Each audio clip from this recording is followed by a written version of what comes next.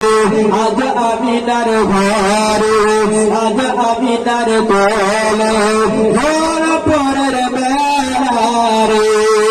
জোরে বলো সুবহানাল্লাহ, সুবহানাল্লাহ, সুবহানাল্লাহ, সুবহানাল্লাহ। আরে আজ আমিনার ঘরে, আজ আমিনার ঘরে ঘর পরের বেলারে।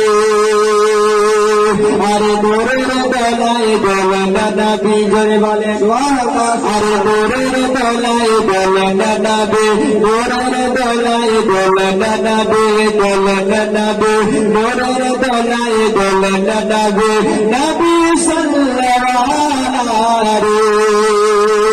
আজ আমিনার ঘরে, আজ আমিনার কোলে ঘর পরের বেলারে। জোরে বলে সুবহানাল্লাহ, সুবহানাল্লাহ। আরে নূর নূর চারিদিকে, আরে নূর নূর নূর নূর নূর চারিদিকে, লাখ হাজার ফরিশতা আগে পিছে। আরে গাতিতেছে মালা, আরে গাতিতেছে মালা, সন্ন্যাওয়ালার হয়ে মতওয়ালা রে।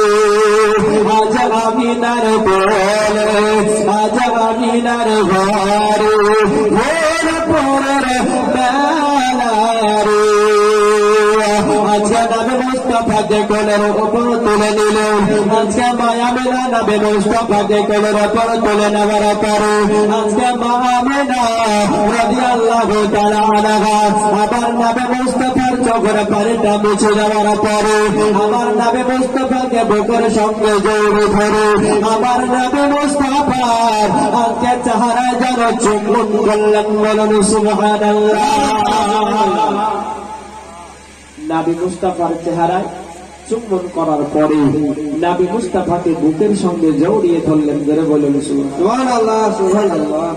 মা আমিনা রাদিয়াল্লাহু তাআলা আনহা আমার নবী মুস্তাফাকে চাদরের সঙ্গে মুড়িয়ে নিয়ে আজকে শিশু নবীকে নিয়ে বসে আছেন। আমার যেন জান্নাতে চারজন মহিলা আমার নবীকে সালাম দিতে আরম্ভ করলেন। আসসালাতু ওয়াসসালামু আলাইকা ইয়া রাসূলুল্লাহ। আল্লাহ নবীকে সালাম জানাতে জানাতে আমিনার ঘরের মধ্যে প্রবেশ করার পরে হযরত হাওয়া রাদিয়াল্লাহু তাআলা আনহা আমিনাকে ডেকে ডেকে ডেকে ডেকে বলতে আরম্ভ করলেন, বলেন আমিনা,